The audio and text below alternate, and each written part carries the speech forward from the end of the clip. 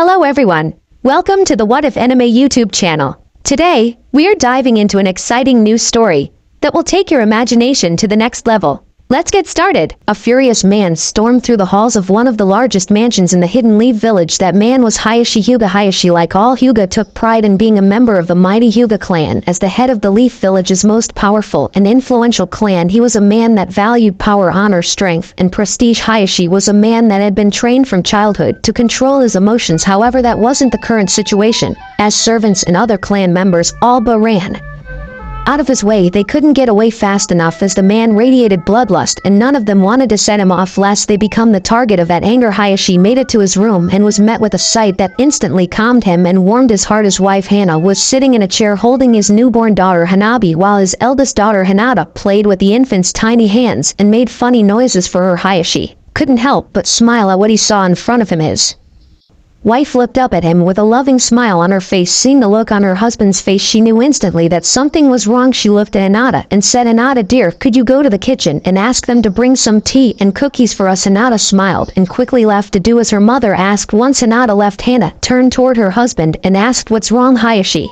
knew he couldn't keep anything from his wife, so he just told her, "I just came from a meeting with the clan council." After hearing the news, Hana's face grew grim. She knew if he was upset, then something terrible had happened in the meeting. "What did they want?" she asked. Hayashi looked at her, his expression stony, anger easily seen in his eyes. "The council has deemed Hinata unfit to be clan heiress. They have demanded that I name Hanabi as my heir and place the cage bird seal on Hinata and place her in the branch family." There was a silence that he knew wouldn't last. He was right. What Hana screamed in a rage.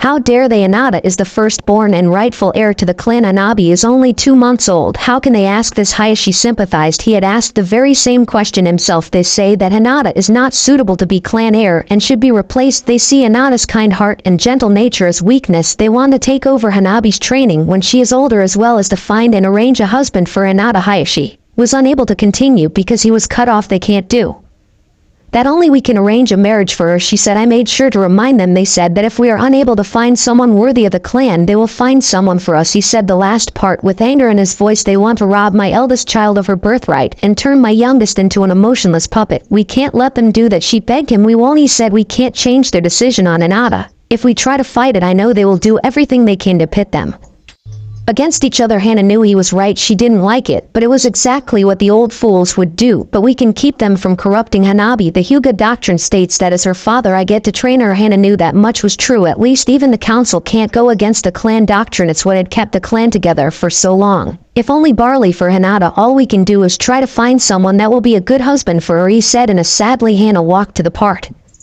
of the room where they kept the family pictures. She smiled sadly at the newest one. It was the one taken the day Hanabi was born. "I hear that Sumenazuka has been looking to arrange a marriage for her son. I guess we could talk to her," he said, trying to see how he could help his daughter. Hana was not really paying attention. She was still looking at her family pictures. It was then that another picture drew her attention. It was the picture of her genin team, and the picture was a blushing Hana in the middle with a smiling Makoto Uchiha on her left. On her right, with her arm around her shoulder, was her best friend Kushina Uzumaki with a face-splitting grin. Hana missed her friend dearly. When she died, Hana had been devastated. It was then, as she looked at the picture of her lost friend, that the idea hit her. It was like her old friend was sending her a message. Yes, Hana knew what to do, and she would make sure to do it no matter what the cost. "Hana, I know this is not what we wanted, but we have no other choice," he said. Hana turned to her husband with a smile. "Oh, but we do," she said. Hayashi didn't like the look on his wife's face. He knew that look meant trouble. "What are you talking about?" he asked. "Not sure you wanted to hear the answer." His wife said one word, "Kushina." Hayashi was puzzled. "Your old teammate? What about her?" he asked. His wife just kept smiling, which made him realize what she was scheming. "No," he said in disbelief. "You can't possibly be thinking of—" "Yes, I can. For too long I have been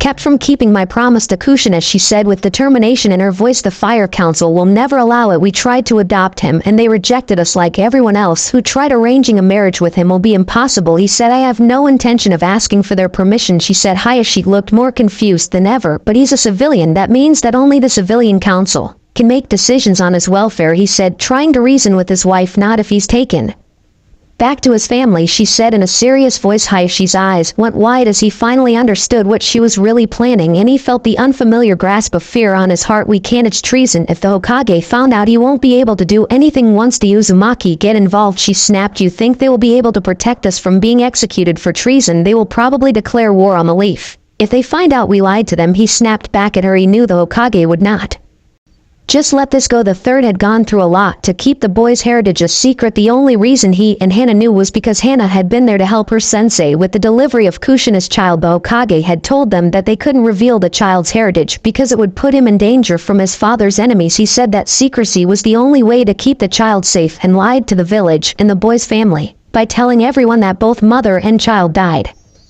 during labor. The only few who knew the truth were sworn to secrecy under the pain of death. They will. I know Kushina's family. They will help us. We just have to be careful how we let them know, she said. Hayashi was not so sure. He knew the Uzumaki clan's reputation for ill temper. Are you sure? What if they share Kushina's idea of kill first and ask questions? If someone is lucky enough to be left alive, he asked. Hana couldn't help but smile sadly and turned back to the picture. No, her father and brother are much more level-headed. I spent my summers from the academy with them. Remember, I can explain things to the daimyo. It will work out. I know it, she said. Hayashi thought about what his wife said. It could work, but it would be incredibly dangerous. I will get a squad of branch members to escort you. He began. No, we must do this in secret. I will go, and I will only take Hinata with me, she said calmly. You can't. It would draw too much attention, and I will not let my wife and daughter go unprotected, he said, practiced authority in his tone. Hana saw her husband's point very well, but I will only take 2 escorts. Any more will make it difficult to travel unnoticed, and we can't let the Hokage know until the Uzumaki get involved. Hayashi nodded. I will tell Ko and Hideki to be ready by morning. What do I tell the elders if they ask where you went? Hana thought for a second. Tell them I'm taking Hinata on vacation to Moon Country. They won't think anything of it, she said. Hayashi knew she was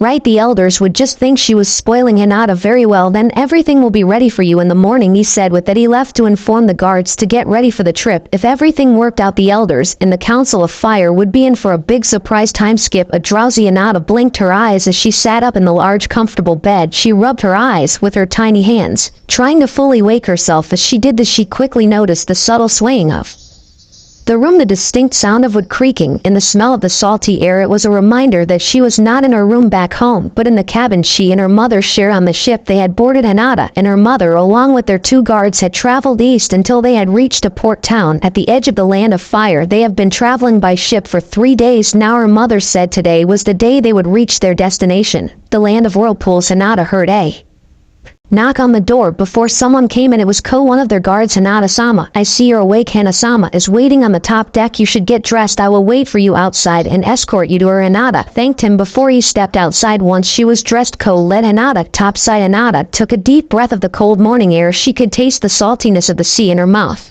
and hear the waves crashing against the side of the ship. Hinata found her mother in the front most part of the ship. She was looking into the horizon pensively. Hinata walked up to her mother and grabbed her hand, letting Hana know she was there. Hana looked down at her daughter and gave her a warm smile. Good morning, honey. Did you sleep well? Yes, I did. Hinata looked out onto the ocean for a moment as her mother had been doing. She then turned back to her mother and asked, Mommy, we're going to Whirlpool Country, right? Hana nodded to her. Yes, we are. It won't be long now. We're almost there. Hinata was happy to hear that. Being in a ship for so long with nothing to do was boring for a 5-year-old. They wouldn't let her do anything. Mommy, you have been to Whirlpool Country before, haven't you? Yes, honey. My best friend since I was a child was Kushina Uzumaki. Kushina was the oldest child of the daimyo of the Land of Whirlpool. Because of this, she returned to Whirlpool Country every summer that we were in the academy. I was always invited to come with her, and because the Uzumaki clan is such an important family, I was always allowed to come. Hinata thought that was very nice. She wondered if she would make a close friend like that when she started the academy in a few years. If your friend was the princess of Whirlpool, why was she in our village? Hana hesitated for a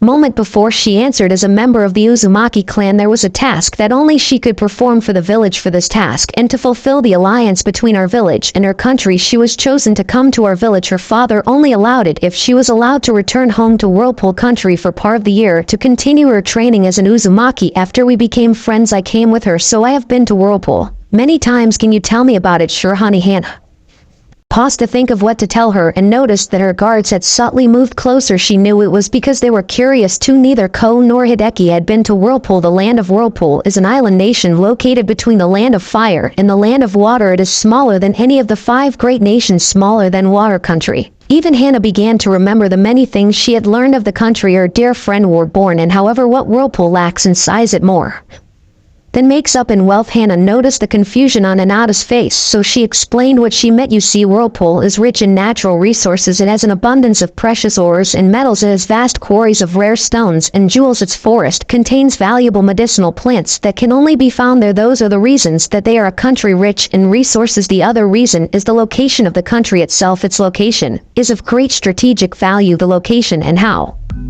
well the nation is managed is why Whirlpool is the premier trade and transport country in the continent. This statement brought nods of understatement from her guards. Everyone knew of Whirlpool's immense wealth and importance in the world's economy and trading industry. Hana-sama is correct. Nearly every country, large and small, depends heavily on trading for the stability of their economy. Whirlpool commands the most influence in trade that gives their country political power and wealth. Few lands can hope to match, spoke Hideki. Hana nodded in agreement before she continued. Because of this, Whirlpool is one of the richest nations in the world. Hinata looked like she was about to interrupt her mother. Hana raised her hand, letting her know to wait. When Hana was sure Hinata understood, she continued. The power and wealth has also made Whirlpool country a target to those who would take the wealth and resources of Whirlpool and make it their own. Long before the ninja villages were even founded, daimyos and warlords raised mighty armies for the sole purpose of conquering Whirlpool. All that tried have failed miserably. Hinata couldn't hold her curiosity any longer and asked her question, does Whirlpool have their own ninja village? Hana smiled at her daughter's impatience. Well, no, Whirlpool does not have a formal ninja village like we have at home, but they do have ninja. This answer might have confused most 5-year-olds, but Hinata was Hyuga.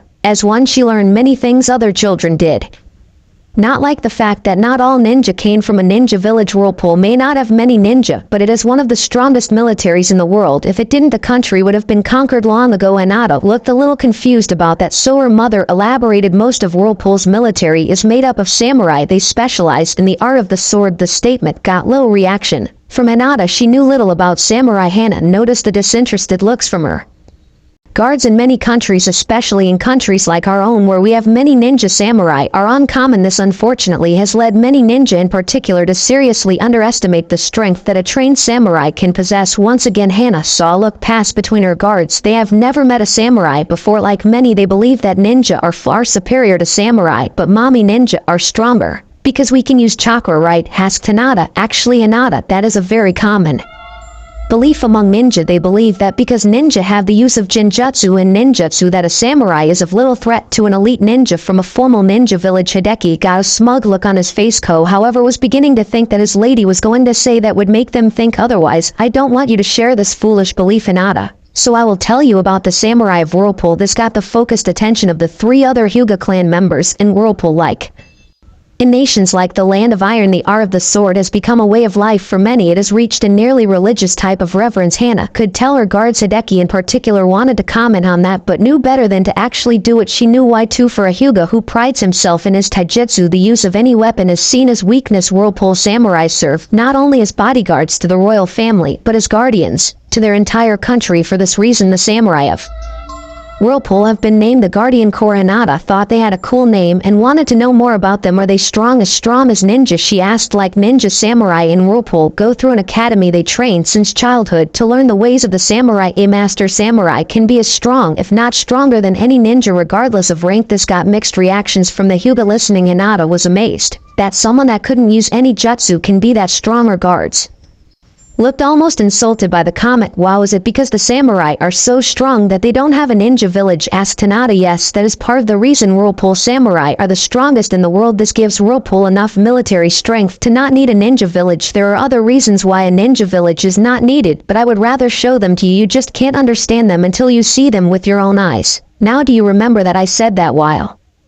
Whirlpool may not have a ninja village, they do have ninja? Correct? Yes, I do, said Hinata with a nod. In fact, the royal family, the family that my friend Kushina was born into, is a ninja clan. Can you tell me about them, please? Asked an exited Hinata. Yes, I will. The Uzumaki clan is an ancient, noble, and powerful ninja clan, one of the first clans to learn the ninja arts from the Sage of Six Paths himself. Ignoring the astounded looks her listeners had, Hana continued. Like other clans, our own included the Uzumaki have areas of the ninja arts that they specialize in. They specialize in 2 arts in particular, and they have mastered these arts to a degree that is legendary. Hana wasn't exaggerating. The Uzumaki of Whirlpool are infamous throughout the elemental nations. One thought in particular was shared anywhere, that they are well known. Never piss off an Uzumaki. The first of the Uzumaki style of fighting is not surprising. They specialize in Kenjutsu, the ninja art of fighting with a sword. Hinata thought that made sense. After learning how respected the sword was in Whirlpool, it made sense that the ruling family would specialize in fighting with a sword. The Uzumaki clan practices the Flying Heaven Honorable Sword style, also known as the Sonic Blade Sword style. The secrets of the Hiten Mitsurugi are well guarded even after seeing it up close for several years.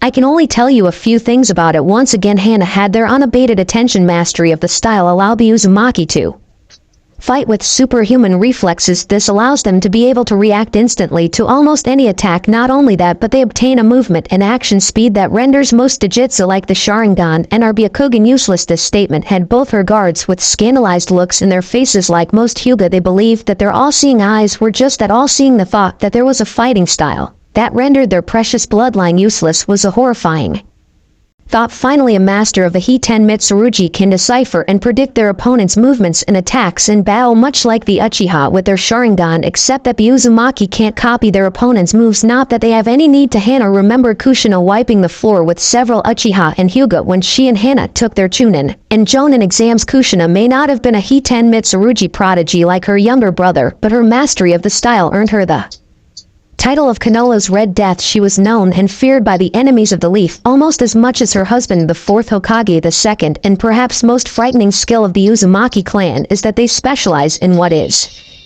arguably the most difficult ninja art. They specialize in Fuinjutsu, the art of sealing. They have mastered it to a level of skill that none ever thought possible. Their skill in sealing is why the Uzumaki are feared by their enemies throughout the world. But mommy, can't everyone learn sealing? Well, yes, they can. The basics are like any other ninja art, easy enough to learn, but unlike the other ninja arts, one can study Fuinjutsu their whole life and never truly become a master. You see, and out of the art of Fuinjutsu is like painting or sculpting or playing an instrument. You practically have to be born with a gift for it to ever become a true seal master. That is what's so scary about the Uzumaki. For generations, they have been born natural seal masters. Nearly all of them, the Uzumaki, are able to master even the most complex types of sealing techniques. They can decipher, compose, alter, or even remove any type of seal. For the two Hyuga with a seal on their foreheads, thoughts of its possible removal couldn't help but pass by them. For one who grew up branded for a life of servitude, any thought of the possibility of freedom only occurred in their dreams. Hinata thought about what her mother said, because it was her dream to one day unite her family. She hated that her family was torn in two, and that most of them were branded to be little more than slaves. The thought of freeing them from that fate was something that appealed to her, and appealed to her greatly. All three were brought back from their thoughts when Hana continued the use of sealing in battle. Is one of the many reasons the Uzumaki are so feared in battle. The Guardian Corps samurai have special seals on their armor that protect them from chakra-based attacks. The seals make all type of ninjutsu and jinjutsu utterly useless against them. Ko and Hideki understood that without the use of chakra, the advantage of ninja over samurai would be greatly reduced. They now realized that even their own fighting style would be useless against Whirlpool samurai. It's lucky that even with their famous temper, the Uzumaki rarely go to war. Only when foolish daimyos or kages try to take Whirlpool's riches does the Guardian Corps go to battle to try and take Whirlpool. The suicide, its defenses are impenetrable. Hana saw the confused/curious looks they all had and smiled. Don't worry, you'll see soon enough. You have to see for yourself to truly grasp how futile it would be for anyone to try and invade Whirlpool. Hana turned to look at the horizon. She knew they would soon be there. It has been years since she has been to Whirlpool. She knew her mission would be difficult. The Uzumaki lost all love for the Leaf Village when Kushina died. If not for Kushina's father's decision to simply abolish the treaty with them, as well as banning all Leaf Ninja from his land instead of going to war, the village would have been destroyed. Kushina had been loved by all of the people of Whirlpool. When word reached them of her death, they blamed the Leaf Village and they demanded blood. Kushina's younger brother had amassed Whirlpool's armies and was preparing a fleet to have them march on the Leaf. The Leaf Village was only spared that fate because Kushina's father let go of his grief long enough to settle his son and his people down. From then on, not only were Leaf Ninja banned from the country, and the treaty abolished Whirlpool, ceased all trading with Fire Country. The Fire Daimyo had been furious with the village for that. It had been a devastating economical blow to the nation, since they now had to go through other lesser and more expensive ways to trade for just about everything they imported to the country. For the last 5 years, the Fire Daimyo had been trying desperately to gain the Whirlpool's daimyo's favor. He went as far as to offer one of his daughters for an arranged marriage with Kushina's brother. That offer was refused. Kushina's brother vowed never to marry again after his young wife and son were killed. Hana knew that Coming to Whirlpool was dangerous. She hoped they could blend into the crowds and make to the people's palace before they were discovered. If she could get an audience with Kushina's father, she knew she could get him to listen and understand. It would not be easy, but Hana would do what she had to for her daughter's future. She would do it not only for Hinata, but for her godson too. She had been denied his adoption by the civilian council, and the Hokage had ordered her to stay out of the boy's life.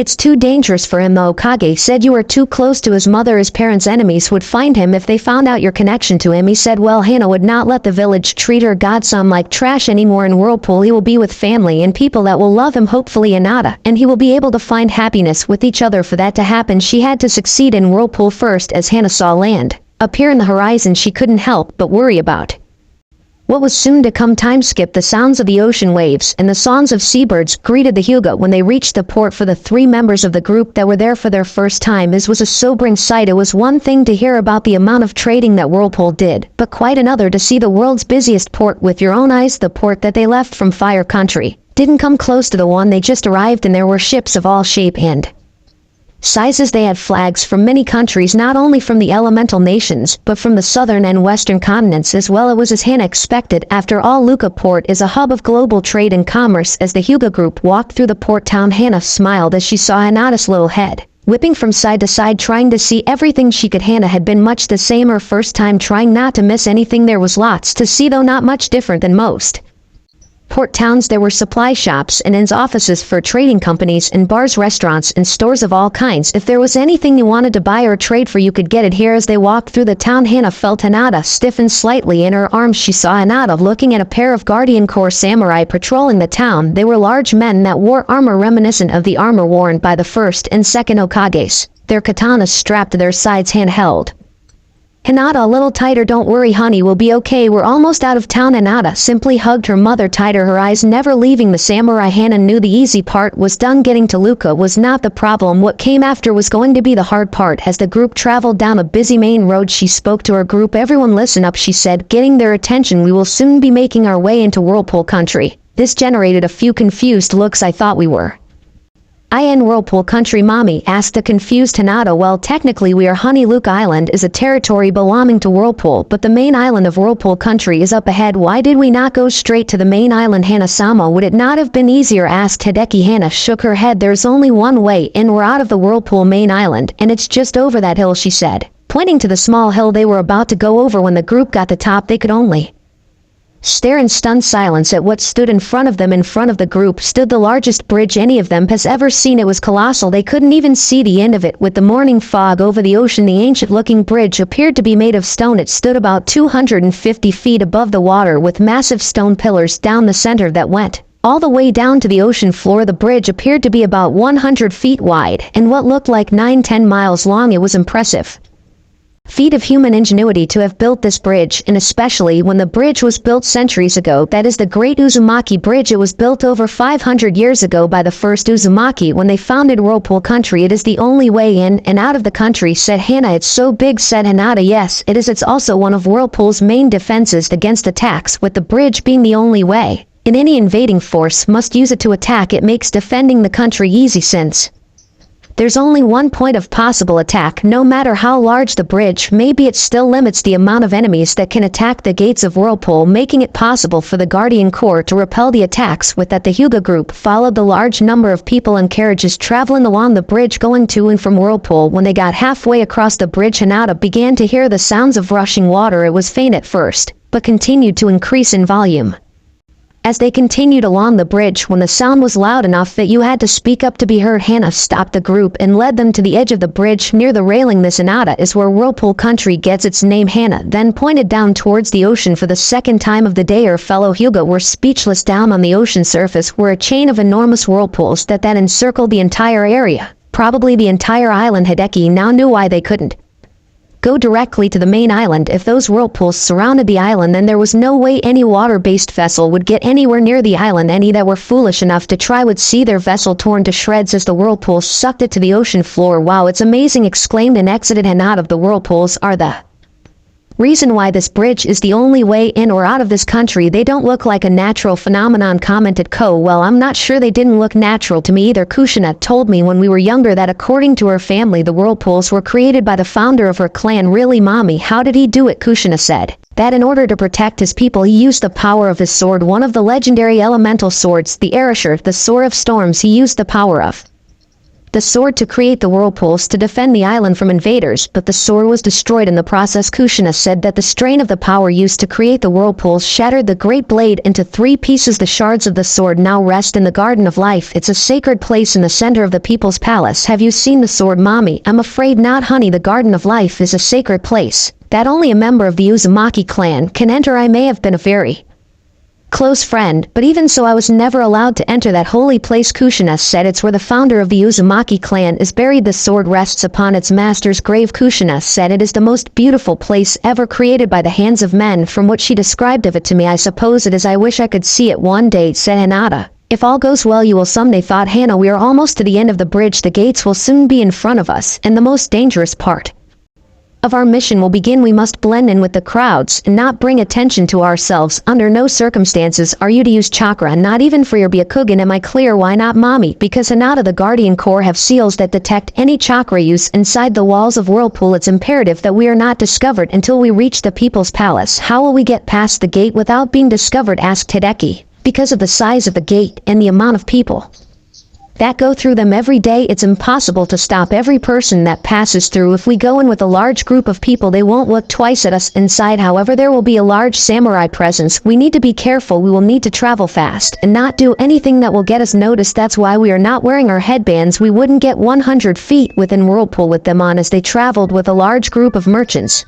from Moon Country, the Hyuga group finally saw their destination. The large gates and the high walls of Whirlpool stood in front of them. The walls that surrounded the city were over 100 feet high with defense towers on either side of the gate. It was a very defendable position with archers walking along the walls and samurai guarding the gates. As they walked, some of the merchants in their group began to talk with each other. So those are the famed death gates of Whirlpool. Huh, that's them alright. So why do they call them that anyway? Because death is all you'll find if you attack him. That's why. Oh, is that so? Don't you know no army has ever set foot within those walls? They got the name during the first Great Shinobi War. From what I heard from my grandfather, the first Mizukage tried to attack Whirlpool while the Leaf was busy fighting the cloud and sand. I take it that it didn't go well. The merchant laughed before he continued. The Mist Ninja got slaughtered. They brought all their strength, nearly 4,000 ninja of all ranks, but because of this bridge their numbers were no advantage. With the Guardian Corps outside the gates and the archers raining arrows down on them from the walls, they could do little else but get killed. Didn't the ninja use jutsu? Oh, I'm sure they tried, but the walls and the gates are covered in seals that protect them from just about any ninjutsu. After 4 days and heavy losses from both sides, the Whirlpool daimyo activated the powerful defense seals on the gates. My grandfather didn't know what they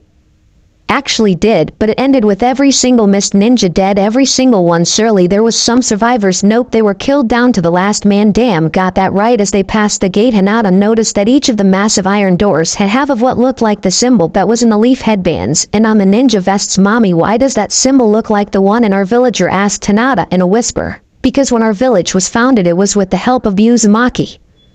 We wore it as a sign of respect and of our alliance with Whirlpool, even if that alliance has not existed for 5 years. As the group left the gate plaza, they got their first real look at the city. Like everything else about Whirlpool so far, what they saw was greatly unexpected. Before them was a city larger than any other they had even heard of. The city was larger than the Fire or even the Earth country's capital, which was famous for its size. From their vantage point they could tell that several Leaf villages would fit within the borders of this single city. Welcome to Iandril, royal city of Whirlpool. I have never heard of such a large city, said Hideki. Yes, unfortunately people focus so much on Whirlpool's wealth and possible military that a lot of their culture is missed. The reason Iandril is so large is because it's the only major city in the country. Whirlpool has small cities and villages, but it has no other major cities. I see. Is that our target? Inquired Hideki, pointing to the largest and tallest structure in the center of the city. Yes, that's the People's Place. It's the home of the royal family as well as the Guardian Corps. It's a city within a city. The Guardian Corps Academy training grounds and barracks are there. If we can get there I can request a meeting with the daimyo. I'm sure you will see me if we can get there. Let's go. Hana felt nostalgic as she led her group through the city. She had spent a lot of time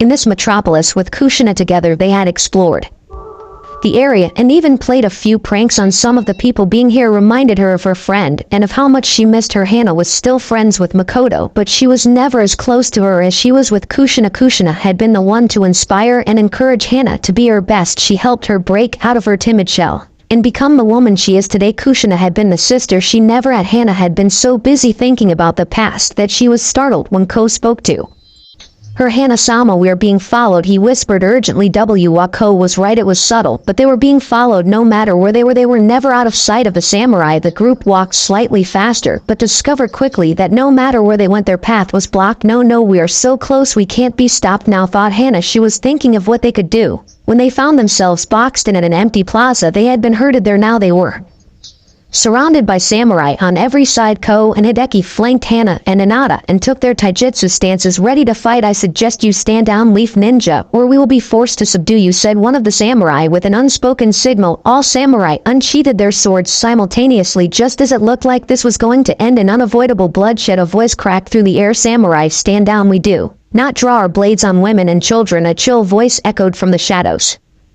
Samurai parted, and from the shadows of an alley a man stepped out, keeping his face hidden from the Leaf Ninja. Unlike the other samurai, he did not wear armor. Instead, he wore an elegant red and white kimono and a long white coat with blue trim and the kanji for kenjutsu on his back, a single sword strapped to his hip. You should not have come here, the man said as he stepped out of the shadows. He was young, in his mid-20s, with long flaming red hair tied in a ponytail and an X-shaped scar on his left cheek. His aura of power that was intimidating but more truly frightening was the raptor-like gaze from his piercing violet-colored eyes. Those were the same color eyes that Kushina had also shared. This was Kushina's younger brother Kenshin Uzumaki, High Commander of the Guardian Corps. Only his father outranked him. One of the samurai stepped forward and spoke. Kenshin Sama, we caught these Leaf Ninja trying to sneak into the city. Yes, though I cannot imagine why they would even try, especially someone that knows our city so well. Hana knew that this would be the only chance she got. I came to speak to your father. My father has neither the need nor desire to speak to a Leaf Ninja. You came here for nothing. You don't understand. No, he said forcefully. It is you who doesn't understand. You are no longer welcome in this country. Be thankful that I don't use your trespassing as an excuse to attack your miserable village, only because you have a child with you and what you once meant to my sister.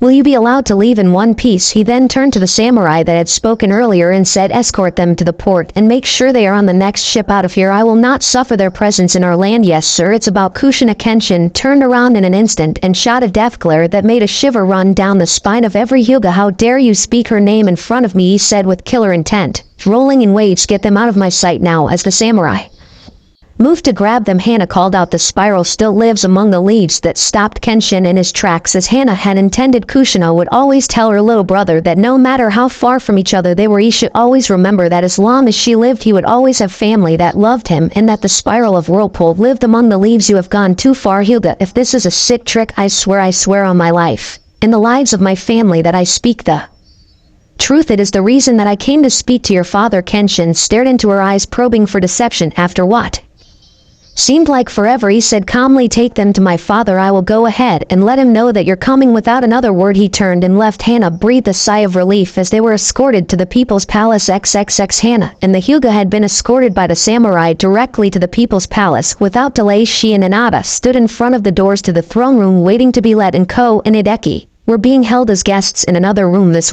is what they have come to Whirlpool for. Hana was confident that she could reach an agreement with Kushina's father, but was still very nervous. So much was waiting on the success of this meeting. The daimyo will see you now, announced one of the samurai guards as he opened the door to the throne room. Hana walked in with Hinata next to her, holding hands tightly. She could tell Hinata was scared, but was trying not to show it. Hinata knew how important it was to keep up appearances, especially in front of important political figures. Hana got a feeling of deja vu as she walked through the room she had been in so many times during her youth. Like other times before, Kushina's father sat at the end of the room on an elegant throne of silver and gold covered with precious stones and jewels. It was the throne that every Uzumaki daimyo had ruled from since the founding of Whirlpool. Kenshin stood at his father's side. Unlike her brother, who had changed a lot in the 5 years since Kushina's death, her father looked exactly as Hana remembered him. Genryusai Uzumaki has the appearance of an old man. He looks much older than the third Hokage, though he is only older by a few years. He has the violet eyes commonly shared by the Uzumaki clan, and a long white beard that reached almost to his waist. His head is bald with 2 perpendicular scars above his right eye that suggested fierce battles in the past. He also has 2 long white eyebrows and wore a dark ocean blue kimono with a similar coat to Kenshin's. Genryusai's long with coat had a red trim and a kanji for Fuinjutsu on the back. It was the very same coat that had been worn by Kushina's husband, the fourth Hokage. The daimyo may look like an old man, but he, like his son, radiated an aura of power that couldn't be missed. Hana and Inada kneeled down, and Hana said, "It is an honor to once again be in your presence, daimyo-sama, despite my grievances with your village. It is good to see you in my home again, Hana-chan," said Genryusai in a grandfather like tone. "It is good to be in your beautiful home once more, yet you are not here for a visit. You said we will get to why she is here, son. No need for rudeness, but father, enough. Kenshin, I know the anger you hold for the leaf. Put it aside for now." "Yes, father, now perhaps you can introduce this lovely young lady with you. This is my eldest daughter, Hinata Hyuga. I recently gave birth to a second daughter, named Hanabi Hyuga. It is an honor to meet you, daimyo-sama," Inada said with a bow. "My such polite young lady, it is nice to meet you too, Inada. You are the spitting image of your mother at your age," he said, making Inada blush. "Father, we have waited long enough," the daimyo sighed. "Fine, why don't you let young Inada go and have a snack while we discuss our business?" Though Inada was reluctant to leave her mother's side, Hana convinced her that it would be okay once she was escorted out by a servant. Hana turned to the Uzumakis and spoke, "I have come here without the knowledge of my village or my clan. With the exception of my husband, the reason for this is because what I have to say would have me and my husband executed as traitors to our village." "Very well, nothing you say nor knowledge of your being here will reach your village. I give you my word as an Uzumaki," said the daimyo. Hana knew that what she was going to say next would either save her daughter or destroy her village. "5 years ago you were told that Kushina, her husband, and their unborn son were killed during the nine-tailed fox's attack on our village. Are you saying that was a lie? Is that why they refused to deliver my sister's body?" asked Kenshin in a tone that promised vengeance. "If it was true, I wish it was, but no, Kushina and her husband are gone, and the child did my grandson perish with his parents." "No, your grandson is alive. And why weren't we told? How dare you?" "Quiet, Kenshin," said the daimyo in an imperial tone, his grandfatherly attitude long gone, and now replaced by a steeled mask of controlled emotions. "Let her finish. I don't know why you were not told, but we were told that the child's heritage must be kept secret until he is old enough to protect himself from his parents' enemies. The few who know the child's parents have been told to keep it a secret under penalty of death. So the child is in your care then?" asked Genryusai. Hana hesitated before she said no. "Then which clan took charge of him?" "None. The Hokage forbade any of the clans from fostering him then, whereas my grandson been raised for the last 5 years. He has been at one of the village's civilian orphanages." "What?" screamed Kenshin, but he was cut off by the massive wave of bloodlust that radiated from his father. "Are you telling me that your village all but kidnapped my grandson from us just so he could be left to rot in an orphanage like a commoner? My grandson, my beloved daughter's son, a prince of Whirlpool, and an orphanage," spat Genryusai, his powerful frame shaking in rage. "And you didn't do anything about it, you who were to be his godmother, you who Kushina considered a sister in all but blood. My sister would curse you from her grave if she knew you have betrayed her. So let her speak, son, because what she has to say will determine not only her own fate, but that of her village. Now tell us, what reason could Sarutobi have to lie to us? Why would he risk the destruction of his village to keep my grandson hidden from us? I believe the reason he was kept from you was because in his last act his father Minato sealed the nine-tailed fox within his own son. I believe that the Hokage knew you would demand custody of the child, and for some unknown reason he refused to lose him. Some unknown reason. It's obvious that he plans on turning my sister's son into a weapon like the other villages do with their own Jinchuriki. If that's the case, then the Leaf Village will burn for this treason," said Genryusai. "Please, I beg you not to punish the village for the mistakes of our leaders. With all its faults, Kushina still loved the village with all her heart. She died to protect its people. To turn around and destroy it would be an insult to her sacrifice. You expect us to do nothing?" asked Kenshin incredulously. "Now I also want my godson out of that horrid place, and I have a way to do it without bloodshed," she said, pulling out a sealing scroll. "I have here a betrothal contract signed by myself and my husband, as well as by Kushina and Minato, my husband, and I have never been able to make its existence known because of the Hokage. We can't call for it to be activated without suffering the Hokage's wrath, but if you demand it when collecting your grandson, he can't do anything about it or prove you had anything to do with it. Yes, we can say that my daughter sent us the contract for safekeeping, and now that we've discovered the leaf's lie, we want the contract activated. Yes, you can demand his custody and activate the contract, which will form an alliance with the Hyuga clan. Yes, your clan, and not the Leaf Village. That will give my family protection from the Hokage. After all, he won't be able to retaliate against us without risking a conflict with the Uzumaki." "Very well, Hana-chan, we will do it your way for now, but if Sarutobi gives me reason to, I will punish the village for their treachery." Hana knew that with the Uzumaki it was as good as it was going to get. She agreed and began to tell them her plan when she was finished and was leaving to get Inada. Genryusai Spoke to her Hana. What is my grandson's name? His name is Naruto. Uzumaki Naruto Uzumaki, a fine name indeed. Time skip. It had been 3 weeks since Hana and her group had returned to the Leaf Village, and neither her clan nor the Hokage had any idea of what was coming. Hana was sitting in the garden of the Hyuga compound with little Hanabi in her arms while she watched as Hinata played with the flowers without Hana ever noticing. A figure seemed to materialize from the shadows of the wall behind her, and a motionless voice spoke to her. It begins today.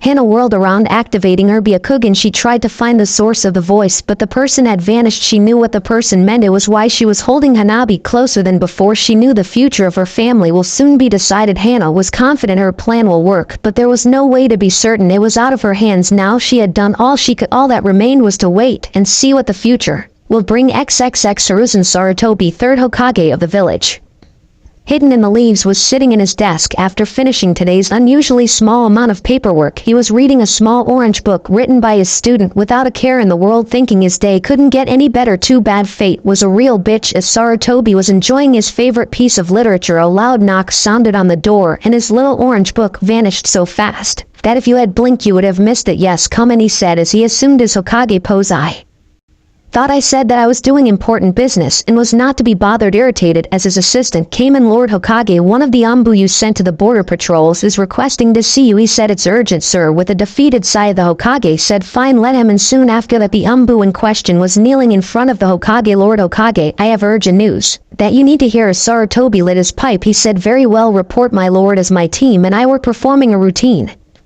border patrol, we heard talk of a large fleet being spotted of the coast of Fire Country. The information didn't seem very reliable, but my team and I checked it out anyway. As we patrolled the coast near the Land of Waves, we did in fact spot a large fleet of ships anchored just off our coast. The Anbu hesitated as if almost afraid to continue. We saw a large number of samurai mobilizing and preparing to march, sir. They were preparing to march towards the eastern road, which means their only possible target is the Leaf Village. Did you see who they belong to, and how many samurai are we talking about? How long till they reach the village? Sarutobi asked. In his heart he knew the answers, but wanted to make absolutely sure. With a slight hint of fear, the Anbu answered the Hokage. The samurai bear the crest of Whirlpool. I don't have exact numbers, but I would say they are 2,000 strong at least, maybe more. Unopposed, they will be here in 2 days. Sarutobi calmly se is piped down. I see. Contact every member of the council. Tell them we have an emergency meeting, sir. One last thing, the Badasai himself is leading them. I saw him with my own eyes, sir. Go now. The Anbu left immediately. In a swirl of leaves, the Hokage snapped his fingers, and a young-looking Anbu wearing a crow mask appeared in front of him. You called, Lord Hokage? He asked in a monotone voice. Itachi, find the boy and take him to my home. You are to remain there until I say otherwise. Let no one see you. Let no one anywhere near him until I get there. Do you understand your mission? Yes, Lord Hokage. Without waiting for anything else, Itachi left. Sarutobi took one last look at the photo of the fourth Hokage before he left to go to the council room. XXX in the Hyuga compound, Hayashi walked into his room where Hana sat, looking at their sleeping children. The Hokage just called for an emergency meeting, he stated. I see, she said without looking at him. Don't worry, my love, we are ready. He spoke to her in a reassuring tone. But what if something goes wrong, she asked as she turned to him, fear evident in her eyes. Nothing will go wrong. Our family will be safe. I will make sure of it, he said in a tone that left no room for argument.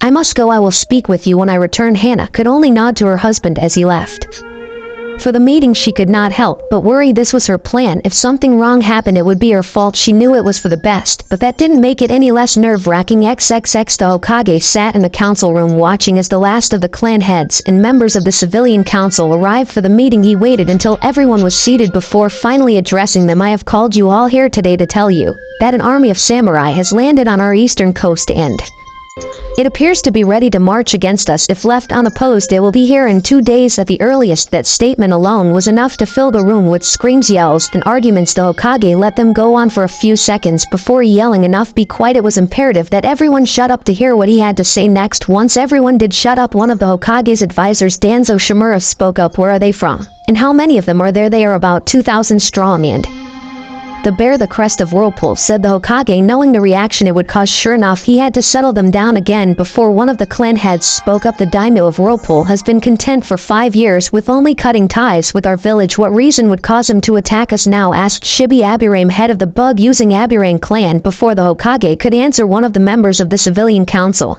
interrupted him. What does it matter the reason, and why are we Not just sending our ninja to simply crush these invaders, they're just lowly samurai. Our ninja should have no problem dealing with them. Every clan head as well as many of the older members of the civilian council stared at him while asking themselves if he really was that stupid. By the look on the fool's face, he obviously was. Finally, it was Inochi Yamanaka, head of the Yamanaka clan, that answered his stupid question. The reason may not matter to you, fool, but it matters to those of us who have to go out there and die to protect idiots like you. Inochi's longtime friend Shikaku Nara, head of the Nara clan, also helped explain, and the reason we don't just send our ninja after them is because we don't have the manpower to face them in open battle. They would outnumber us and outpower us as well, he said in a bored tone as he rested his head on the table. He may have looked like he was trying to sleep, but his mind was racing, trying to come up with possible reasons for this. He was also trying to think of ways his home would be able to come out of this alive. But they're just samurai or ninja, can't you just shoot some jutsu at them or something? The same fool asked. Sarutobi already had enough of this idiot whose name escaped him at the moment. No, we can't. These are not ordinary samurai we are dealing with. They are not the sword-wielding thugs that call themselves samurai here. This is the Guardian Corps we are dealing with. They are the elite of Whirlpool, and not to be underestimated, said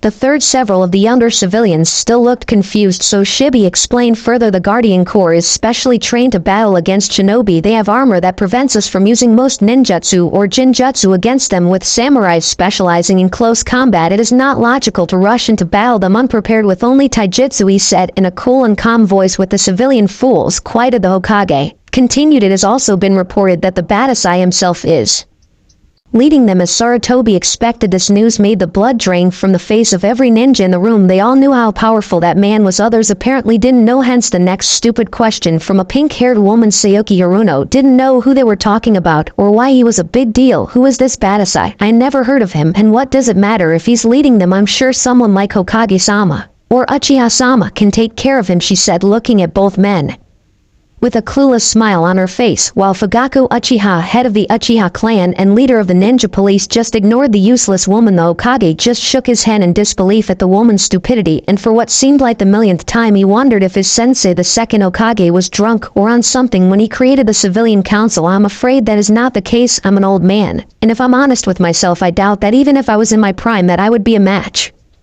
for a member of the Roku Kyoshu, said the Hokage. Roku Kyoshu asked one of the civilians. The Hokage nodded yes. The 6 great masters, they are a group that is recognized as the masters of their respected fields. Each of them wears coats of the masters as proof of their power. What do you mean by that, Lord Hokage? Asked another civilian. There are 6 coats that are said to have been made by the Sage of 6 Paths himself. He presented these coats to his original 6 disciples, each who specialized in one of the 6 great ninja arts: ninjutsu, jinjutsu, taijutsu, kenjutsu, senjutsu, and fuinjutsu. Since the creation of the ninja arts, these coats have been passed down from master to master. There are only 2 ways for the coat and title of master to be passed down: either by the current master of a field to willingly pass the title, or by someone stronger killing the current master and claiming the coat by force. The seriousness of the situation finally sank in for most of the civilians in the room, and many were suddenly very scared. Surely we have someone that can fight him. We have powerful ninja, don't we? Asked the scared older man. Sarutobi didn't know if he should just lie to them. He decided to remain truthful and told them the only one who might be able to face him would be Jiraiya. He isn't here, and we can't be sure that he can get here on time. It was an annoyed Danzo that spoke next. And whose fault is it that both our remaining Sannin are out of the village? If you didn't let them do what it wouldn't matter if he was here, came the regal voice of Hayashi Hyuga, speaking for the first time as everyone's attention was directed at him. He continued, in all of his life, Kenshin Uzumaki has only failed to win one fight he wanted to win. Even then his opponent was only able to fight him to a draw. This was news even to the Hokage. Nobody had ever heard of the Badasai ever fighting to a draw. And who, pray tell, was his opponent? Hyuga, for I have never heard of this, said Fugaku with a sneer. Hayashi stared at the Uchiha head with a mask of indifference and answered, I believe you have heard of him, Uchiha. After all, he was our teammate for years, but perhaps you remember him best as your 4th Hokage, said Hayashi as he fought to keep his mask. The Uchiha really pissed him off. The stunned silence in the room was broken by the Hokage. Minato fought the Badasai. When and for what reason? And how is it that only you know of this? I know, because my wife and I saw the fight with our own eyes. The reason nobody knows is because it is not common knowledge, and the reason they fought was for the hand of Kushina. They fought for Kushina's hand, asked some Inazuka, head of the Inazuka clan. Yes, when my wife and I accompanied Minato to ask for permission to marry Kushina, her father said it was tradition for anyone wishing to prove themselves worthy of marrying an Uzumaki to show it by proving their strength in mortal combat. Kushina's younger brother did not feel Minato was worthy to marry his sister and gladly volunteered to be the one to test him. They both fought with everything they had, and in the end the daimyo stopped the fight before they killed each other. Naturally, the daimyo gave Minato his blessing to marry his daughter, much to the frustration of his son. That revelation only really brought home for everyone in the room just how strong the man leading the attack against their village truly was. None of them could go toe-to-toe with the fourth, and they knew it as Shikaku would. Put it, the whole thing was troublesome. Before further discussion could take place, a Chunin ran inside the room, getting everyone's attention. Lord Hokage, a group of samurai has been spotted a few miles outside the village. This surprised and worried several people in the room. They thought they had some time to prepare for the attack. How many? Asked the Hokage in urgency. 12 samurai are escorting a carriage. They are less than 3 miles from our northern gate. A carriage? Asked the council member. He was clearly confused. Yes, a carriage, with the flag of Whirlpool and the royal crest of the Uzumaki clan. This had the council trying to figure out what it could possibly mean. Could it be a trick or some diversion? While the discussion was going on, a second Chunin came in the room with a note. He ran and gave it to the Hokage. After he read it carefully, he spoke to the room full of nervous council members. I received this note from our northern gate. It says that the carriage belongs to the Whirlpool daimyo. That caused a big shock. It was almost unheard of for the Uzumaki daimyo to leave his country. It says that he has requested a meeting with the Hokage in the village council. If we refuse, there will be no other chances for discussion until the leaf has been destroyed. No sooner had he finished than the room exploded into chaos. When Sarutobi had enough, he commanded their silence and order again, finally getting them to settle down. We will all go and meet the daimyo at the gate. After we greet him, we will all return here and try to negotiate peace with him for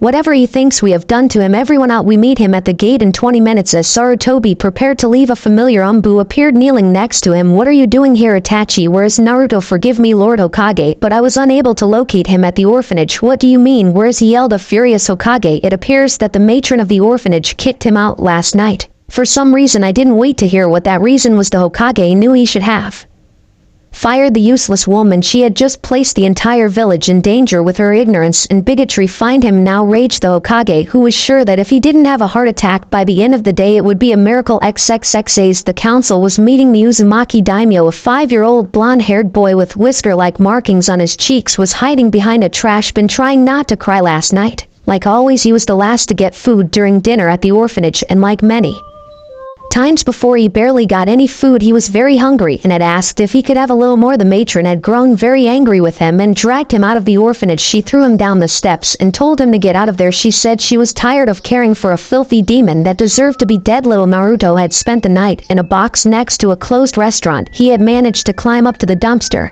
and get some of the food they threw out. When the sun came out, he had wandered around the village trying to find the nice old man that came to see him. Sometimes he looked for a long time, but he was tired and was getting hungry again. As he searched, Naruto came upon a playground. There were lots of kids playing different games. He just sat in a swing watching all the kids play. He was never allowed to play with others in the orphanage because the people that worked there said he was dangerous and would hurt the other kids. Naruto didn't think he was dangerous, but the nice old man said he had to listen to them. As Naruto sat quietly on his swing, it happened. One of the parents, a man Naruto had never seen before, started yelling at him. This got the attention of many other villagers that were walking by. They all started yelling at him and calling him demon or monster. Before Naruto knew what was happening, they started throwing things at him and they hurt. Naruto got scared and ran, but they started to chase after him. Naruto ran as fast as his little legs would carry him and then dived behind a trash bin, hoping they wouldn't find him. He sat there as he could hear them looking for him. He tried really hard not to make a sound, even though he wanted to cry. Just when he thought they might leave, someone kicked the trash bin he was hiding behind. Naruto tried to run, but the man kicked him in the chest and sent him skidding across the floor until he hit the wall. The last things that Naruto experienced before he passed out were the pain of colliding with the wall. Hey!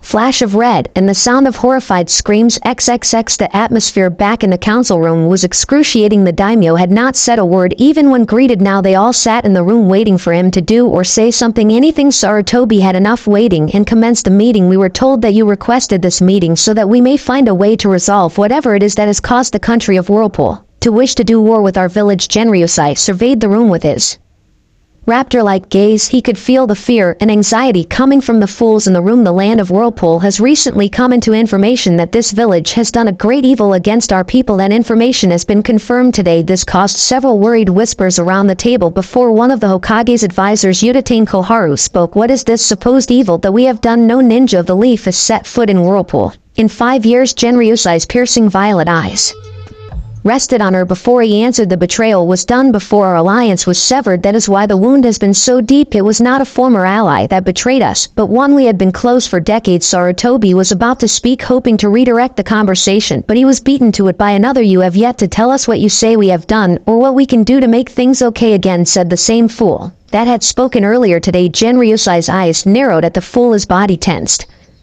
as he clearly tried to control his rage. The killer intent that escaped him, however, left nobody guessing how the daimyo felt. Just as Genryusai gained enough control to speak, another voice spoke behind him. What you have done is betrayed the Uzumaki clan, and I hold the proof in my arms. As if materializing from the shadows, Kenshin Uzumaki appeared, holding the tiny form of a blonde-haired boy. Sarutobi felt his heart stop when he saw the Badasai appear, holding Naruto in his arms. He couldn't believe how bad things were right now. The Uzumaki apparently knew they had been lied to and now wanted revenge. He would be lucky if he could save his village from war now. This day just couldn't get any worse. Oh, how wrong he was. No sooner than Sarutobi had the thought, things get worse. What the hell is that demon doing here, yelled the civilian idiot. Sarutobi thought he really needed to find out his name so he could punish the idiot later for the grief he's causing him right now. Unfortunately, this was followed by similar yells from the rest of the civilians. If Sarutobi ever found out who told them that Naruto was the vessel of the fox, he would make sure to spend a month with Anko and Abiki. The shouting was silenced by the wave of massive killer intent that was released from the combined effort of both Uzumaki. It was like nothing anyone in the room had ever felt before. Several civilians fell unconscious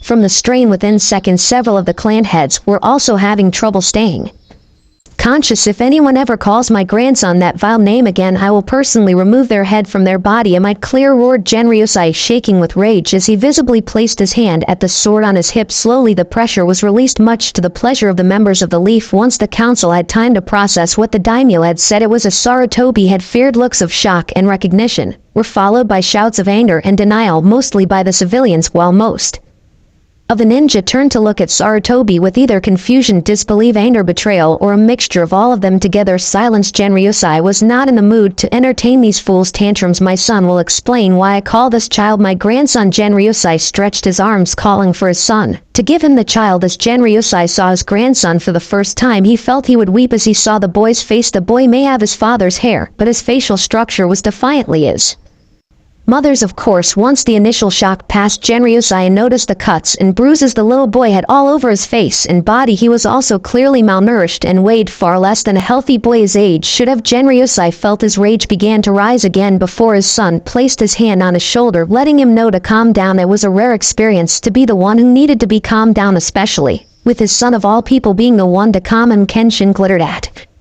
the room, letting them know to keep their mouths shut as he spoke. As you all know, the Uzumaki clan specializes in sealing techniques. As such, we have developed many specialized type of seals. One such seal is a blood analysis seal. This particular seal analyzes a person's blood down to the tiniest detail. With this seal, we can know, among other things, without a shadow of a doubt, if someone belongs to a specific clan or family. I used the seal on the boy. He is without question the son of my sister and her husband, the fourth Hokage. There was silence. Many of the civilians looked like they wanted to argue, but they were smart enough to know that if you called this man a liar to his face, you would be likely to end up dead or missing some limbs. Danzo was inwardly seething. He had always planned to take possession of the boy and turn him into a weapon. He now knew it would be impossible with the Uzumaki taking him away. He had to figure a way to keep the fox boy in the village. If what you say is true, I can assure you that it was not made known to the council, he said, deliberately looking at the Hokage. Had it been known to us, he would have been treated as his proper station dictated. As the last heir of the Namikaze clan and the son of the fourth Hokage, Danzo mentally smirked. He knew that the only way to keep the boy in the village was if he was accepted as the son of the fourth. It was the only way the stupid civilians would want the boy here, and the only way the ninja of this village would fight to make sure it happened. The fourth Hokage was loved by all shinobi and nearly worshipped by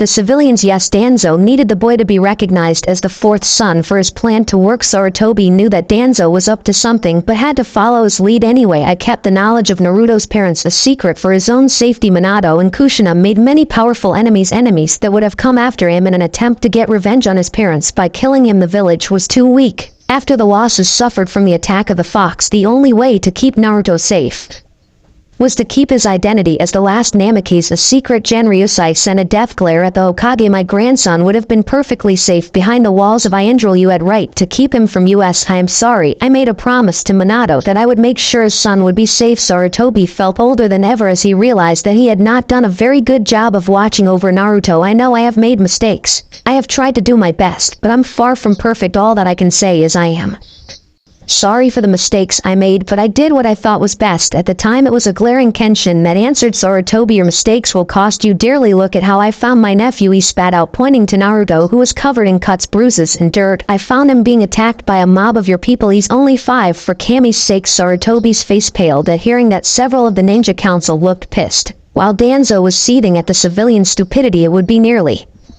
impossible to get the Uzumaki to leave the boy here now. The Hokage tried to reassure the Uzumaki. I can assure you that those responsible will pay for their actions. They already have, and they paid with their worthless lives, said Kenshin in an icy tone. This statement drew gasps of shock and looks of fear from many council members. The Hokage didn't know what to feel. He was furious at his people that would attack a child, but was greatly saddened by the loss of life of these misguided people. YUK killed them. You had no right. Started one of the civilians. I had every right. Kenshin snapped back. Any attack on the Uzumaki clan will be paid with the blood of those responsible. Remember that, he said, looking directly at the Hokage. When he said it, Sarutobi was about to respond when Danzo cut in again. While the incident is an unfortunate one, I believe it's best that we place it behind us, and I can give you my word that the council will make sure that the young Namikaze heir has 24-hour watch from now on. Before Kenshin could respond to the bandaged man, his father spoke. I can assure you that your won't be necessary, as my grandson won't ever set foot in this village again. Danzo, however, was not deterred. He is the son of the 4th Hokage and heir to the Namikaze clan. He belongs to this village. He belongs to this village, raged Genryusai as he stood from his seat, a vengeful aura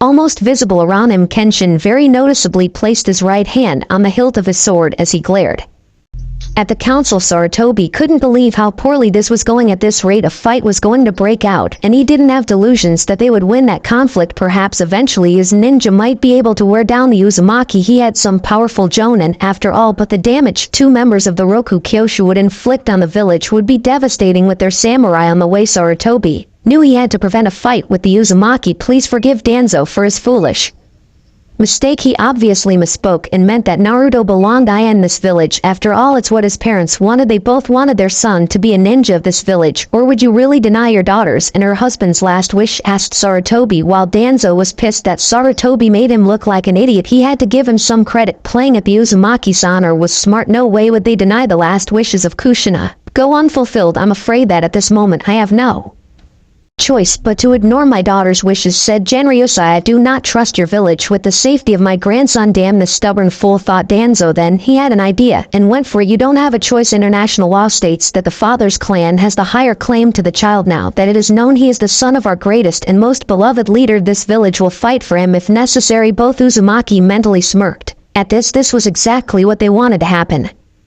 If it's a call for war that the Leaf wants, Whirlpool will be happy to answer. For 5 years I have held my people back, but no longer. My army will lay waste to this village, that I guarantee all of you, said Genryusai with such conviction that left little doubt to any in the room that it would happen. Peace, pleaded the Hokage. I'm sure none of us wants to start a war over this. I'm sure we can find some way to compromise. There will be no compromise, Sarutobi. My grandson will not live in this village any longer, and you're ready to start a conflict that will destroy both our lands over this. The Guardian Corps may be strong, but you can't fight all of Fire Country with 2,000 men, no matter how skilled they are, argued the Hokage. Danzo saw an opportunity and joined Sarutobi. That's right, the Fire Lord will not stand to have an invading army on his land. You would not only fight the Leaf Ninja, but the samurai legions of Fire Country as well, and they alone outnumber you over 10 to 1. The Leaf would also have the aid of our ninja allies. The Sandstar and Waterfall villages would be on our side, said Sarutobi, hoping this would deter a conflict that would cost thousands of lives. Genryusai began to stroke his beard with one hand, as if contemplating what they had said before he answered them. Yes, it would be a rather costly endeavor for us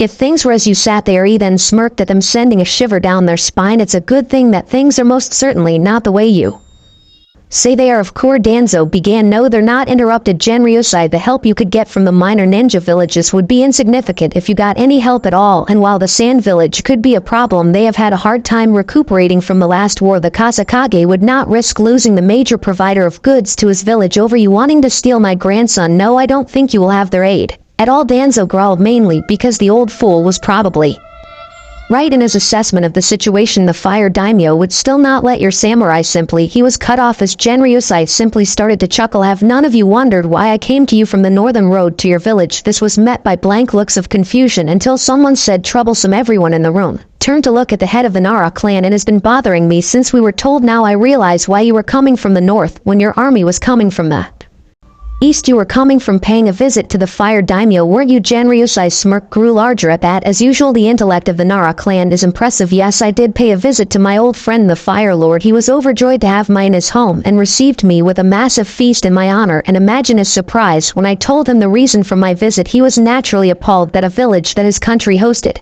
had done such treachery as to basically kidnap a member of the Whirlpool royal family. But we didn't know why one of the civilians. It matters little to me or to your daimyo, responded Genryusai. He even offered to come here himself at the head of his army to make sure my grandson was returned to me. The fire daimyo knows well what damage I can do militantly, economically, and politically. He won't side with you in this, of course. My promising to resume our trade with Fire Country, if he gave me his support in this, also helped, he said with a smirk on his face.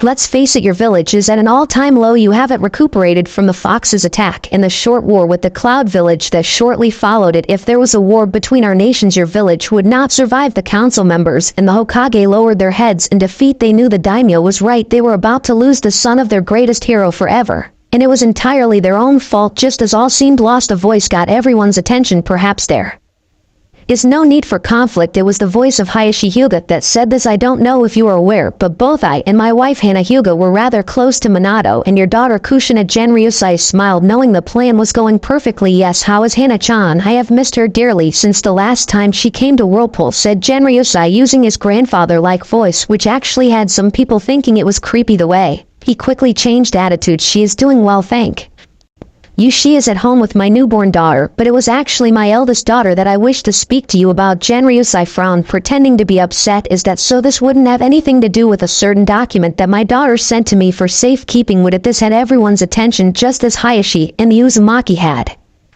planned it would, but I will leave it for you to decide. I will tell you this, it would have made your daughter very happy if you agree to it. I know my wife would be thrilled if you did. Forgive me, Hyuga-sama, Uzumaki-sama, but what are you talking about? Asked Saoki Haruno. Genryusai looked at the pink-haired woman and answered, we are talking about a betrothal contract that was made between my grandson and Hayashi's eldest daughter and signed by my daughter and her husband. This caused an excitement to all Leaf members. Here was a chance of keeping the fourth son in the village. I supposed I would be willing to consider it, said the daimyo as he stroked his beard. Under certain conditions, of course, he said. What conditions would those be? Asked Hayashi. First and most important, the contract was for your daughter to join the Namikaze clan. That will be impossible, as I intend to make my grandson my heir. If you agree to this, you must agree that your daughter will join the Uzumaki clan before Hayashi could answer. Danzo interrupted. He is the son of the fourth Hokage. He is by birthright the heir on the Namikaze clan, and you have a healthy son able to pass on your family name. My son has forfeited his right to the line of succession. He has sworn an oath never to take a wife again. As such, I have the right to choose another as my heir. I choose my grandson Naruto Uzumaki as the heir of Whirlpool. Your own daimyo has accepted my choice. I believe it was in the hopes of arranging a marriage with my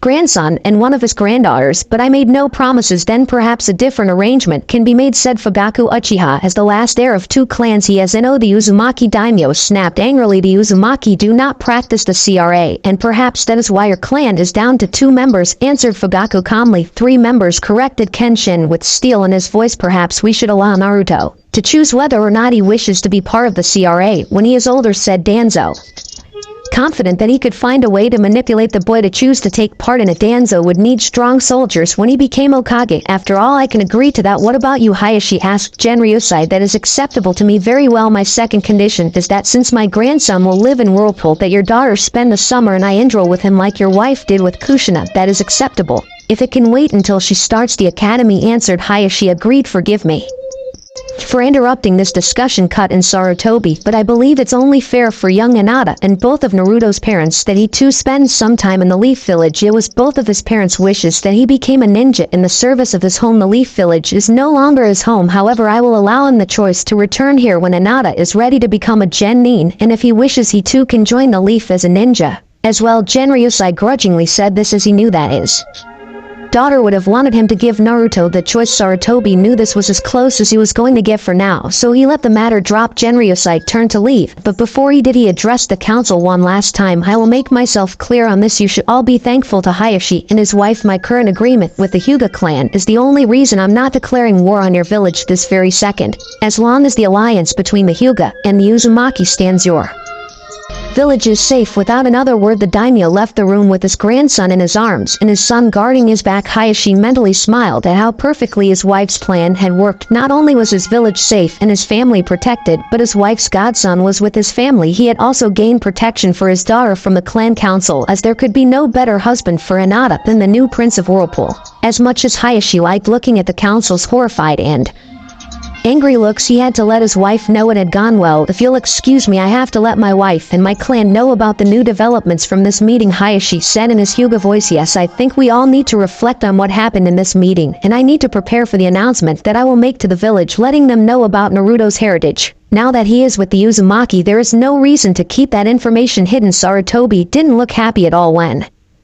he made that statement. What a drag. You know this is going to cause a lot of grief with everyone in the village, said Shikaku. I know, but we don't really have a choice anymore. The Uzumaki will not keep quiet about Naruto's parents. The village will have to deal with it whether they like it or not, said the third XXX. Several minutes later, Hayashi made his way into his room and found Hana sitting alone on their bed. Where are the children? He asked. Hanabi is in the nursery and Hinata and practicing her taijutsu. How did it go? She asked in a worried voice as she stood up. Hayashi actually had a huge smile on his face as he wrapped his arms around his beautiful wife's waist. It all went perfectly just as you planned. Naruto is with his family, the council, and the Hokage can't do anything about it, and Hinata is now his betrothed. Hana wrapped her arms around her husband's neck and kissed him hard. That great. When do we tell the elders? And Hinata, when does she meet Naruto? I will tell the elders the news in a meeting tonight. Hinata, I think we can wait to tell. I think the daimyo wants some time to get Naruto accustomed to the life in his new home before Get tells him about his responsibility to Hinata. My guess is that Genryosei wants to wait at least 2 years until just before Hinata starts the academy until we tell them about their arranged marriage. Yes, I suppose that's for the best. At least our daughter gets a couple more years to just be a little girl. I'm very happy that all went well. All we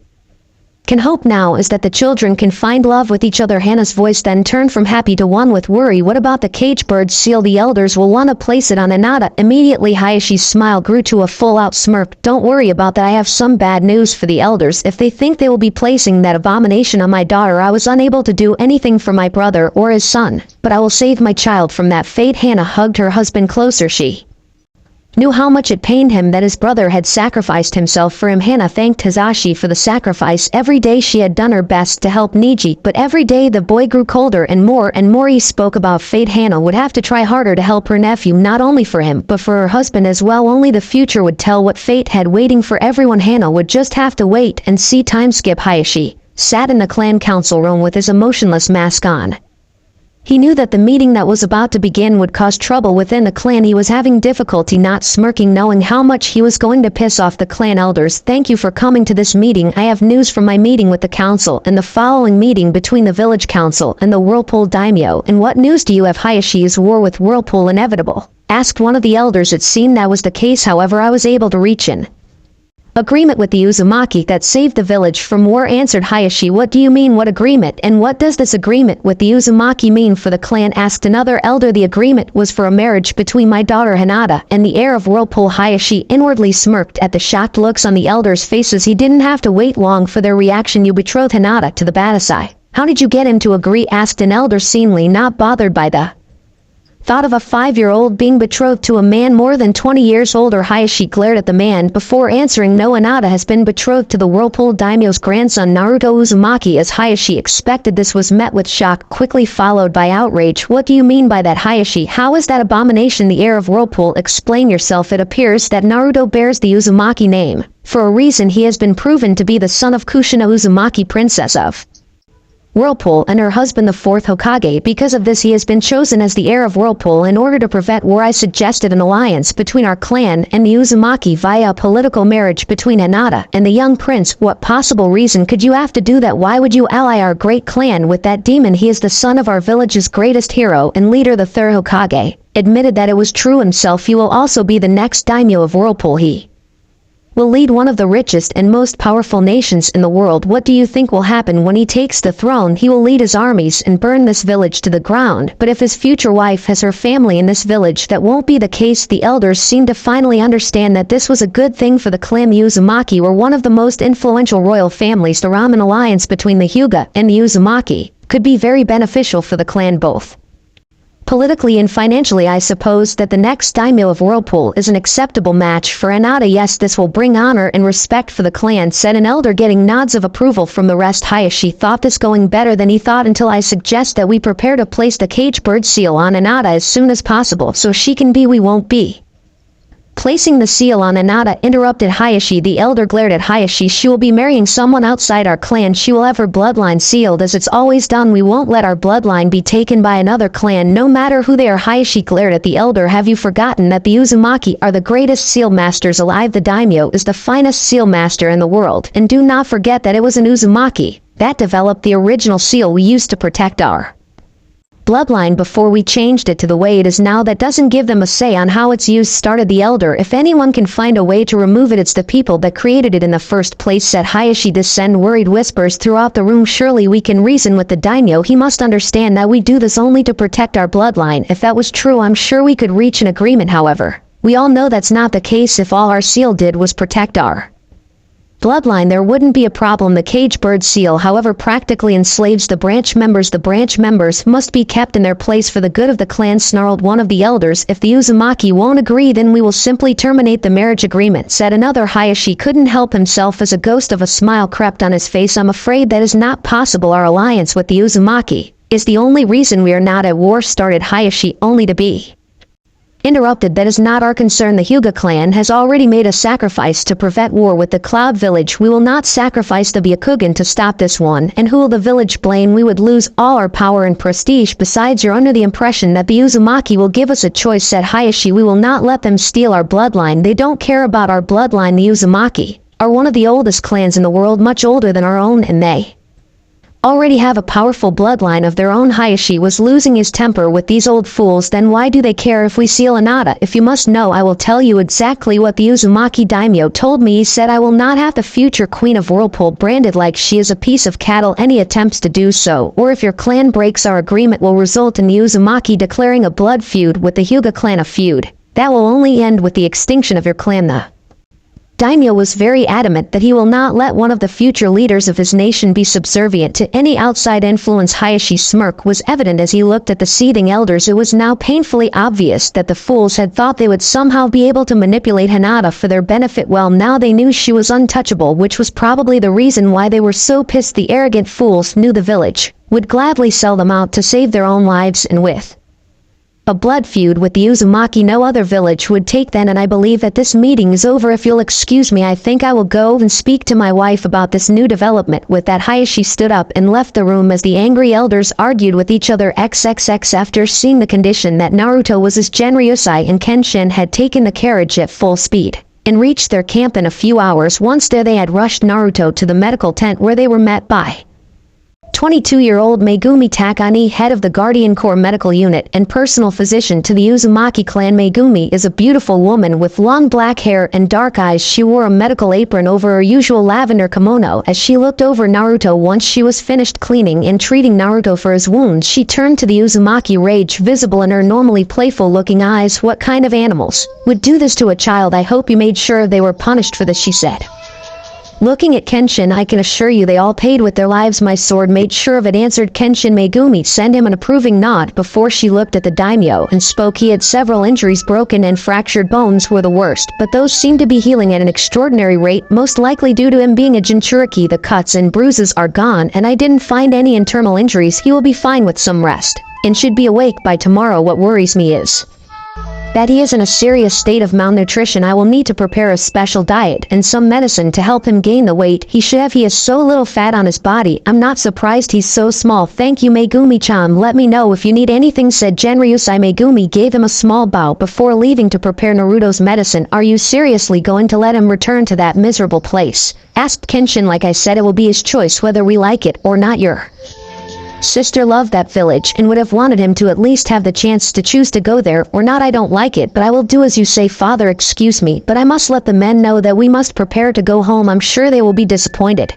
but it is for the best. Several of them saw Naruto's condition. You know that as soon as we get home the whole city will know of it too. Kenshin had seen the reactions on the faces of his men. They looked ready to kill, not that he blamed them at all. Yes, I know we will have to do what we can to make sure there are no incidents, especially now that we will resume trade with Fire Country. Leaf Ninja will once again be able to enter our land. I don't want unnecessary violence in our home. I will do what I can. Kenshin then left to make preparations for their trip home. XXX. The next day, to dizzy Naruto opened his eyes. He quickly realized he was in the softest bed he had ever been on. Once he sat up, he looked around, but couldn't identify where he was. He remembered being kicked out of the orphanage, then getting attacked by all those people, but nothing after that. This room didn't look like the hospital that the nice old man with the funny hat took him to once. Plus this room made him feel funny, like the room was moving back and forth, and it smelled weird, kind of like fish or something. Before Naruto could continue to wonder just where the heck he was, he heard the door opening. Naruto turned to see a very pretty lady with black hair come in. She smiled at him before speaking. I see you're awake. Good morning, Naruto. Are you feeling okay? Naruto was not sure what to say. No one but the old man with the hat had been nice to him. I'm okay, I feel good. Where am I? And how do you know my name? Megumi spoke as she looked over him to make sure he was in fact okay. My name is Megumi, and I'm a doctor. You're here because you were hurt, but you do appear to be doing very well. Before Megumi could continue, two large men in blue armor walked in the room. Naruto was a little scared because they both had long swords with them. Megumi-sama, Daimyo-sama wanted to be informed immediately once the young prince was awake. Said one of them, very well, you may go and tell him. Let him know, however, that I must make sure that Naruto gets a small meal, then takes his medicine before I bring him to the daimyo, replied Megumi. Both men placed their right fist over their heart, then bowed before leaving the room. Megumi left the room but returned shortly afterwards. Naruto wanted to ask a million questions, but all of them were forgotten when Megumi placed a tray of delicious-looking food and told him to eat once Naruto had finished, which Megumi thought was impossibly fast. Megumi handed Naruto the nicest set of clothes he had ever worn. It was a dark blue kimono that Megumi had to help him put on. Megumi took him by the hand and led him out of the room. Naruto saw that they were not in a building. Naruto looked around and saw that there was water everywhere around him, and there was a strong salty smell in the air. Megumi and Naruto were surrounded by men wearing the same armor as the other two that first came to Naruto's room. Several of them bowed to Naruto as he walked by, which really confused him. Where are we, and where are we going? Asked Naruto as he pulled on Megumi's sleeve. We are on a ship, Naruto, and we are going to meet some very important people that are very eager to meet you. Look, we're here, she said, pointing to the door that a man in armor was opening for them. As they walked in, Naruto tightened his hold on Megumi's hand. Naruto could see what looked like very nice paintings on the walls as well as other very expensive looking things in the room. As they walked through it, when Megumi stopped, Naruto turned his head to look forward and saw two people in front of him. The first was a very old looking man whom reminded Naruto of the old man with the pointy hat. He was sitting in an expensive looking chair. He was wearing almost the exact same clothes that Naruto was wearing, but he had a long white coat on him. He also had a long beard that for some reason Naruto really wanted to pull on. The old man smiled warmly at Naruto, which helped Naruto feel a little more at ease. He was still pretty nervous. The second man had long red hair and an X-shaped scar on his cheek. He had a similar white coat to the one the old man had. His clothes are similar to those Naruto and the old man are wearing, but is are red and white, not dark blue. The man was not smiling and was giving Naruto a stare with a look in his eyes that actually scared Naruto a little. The fact that he also had a sword didn't help Naruto feel any better either. Naruto, I would like to introduce you to Kenshin and Genryusai. Uzumaki, said Megumi. Yet, but Uzumaki is my name. Why do they have the same name that I do? Asked a confused Naruto. It was Genryusai that answered him, because you have the same name as your mother. My mother? You know who my mother is? Can you tell me please? He asked in an almost frantic voice. Naruto had never known anything about his parents. To an orphan like him, it was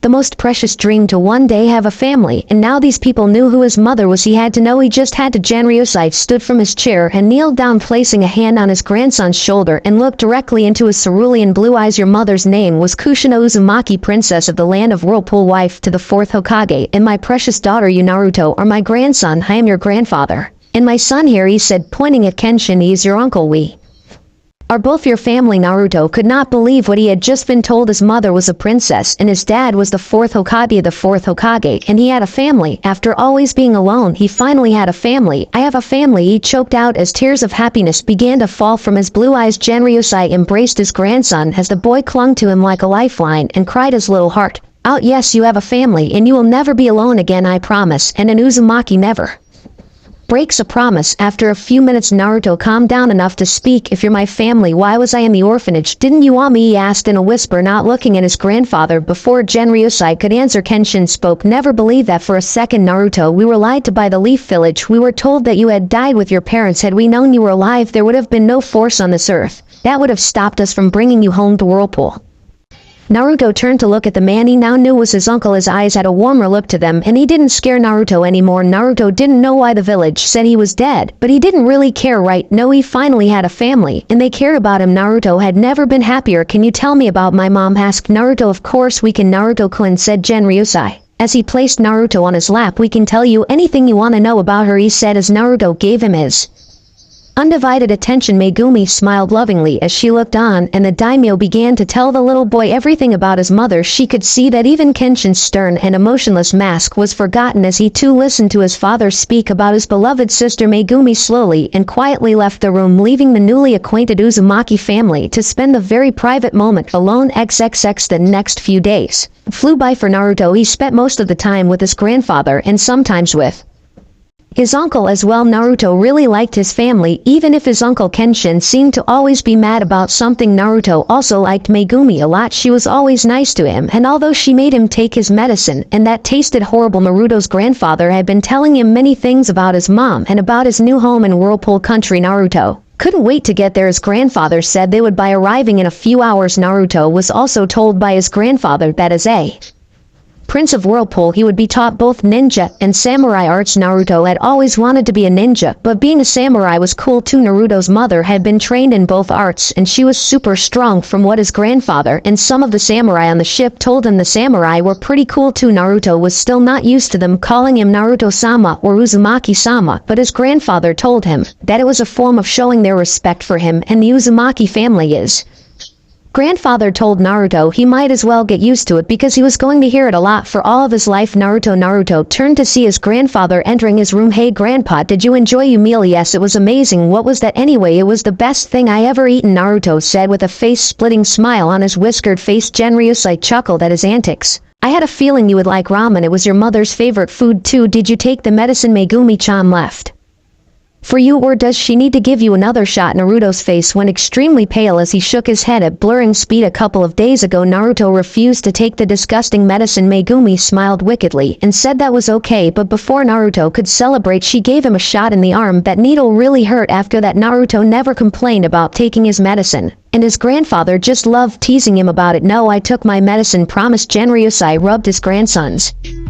hair and said, good, now come, we are almost at Luca Port. We will take a carriage from there to Aindril, and from there we will ride horses to the people's palace. Why don't we take the carriage to the palace? Because the people of Whirlpool want to see their new prince. The people loved your mother, and I'm sure they will love you too. Now come, we have to get ready. The Whirlpool fleet arrived to the cheering crowds as many locals had received word of the arrival and went to meet their loved ones. It was a surreal experience for Naruto. Naruto had been despised and mistreated all of his short life, but these people clapped and cheered as the carriage drove by. Naruto would occasionally poke his head out the window, which caused the cheering to spike even louder as they drove on the Great Uzumaki Bridge. There were cheering crowds on either side of the bridge, but nothing prepared Naruto for what he saw when they reached the end of the bridge and got on the horses. As they passed the massive gates with a samurai escort to keep the crowd at bay, Naruto got one of the biggest surprises of his life as a samurai lead Naruto's horse with his grandfather and uncle at either side of him. He got the first look at his new home. It was huge. Naruto could see it was almost endless when he compared it with the Leaf Village, but was the biggest shock was that when the Uzumaki were in the sight of the people of the city, there was a thunderous explosion of celebratory vocals as the people cheered for them.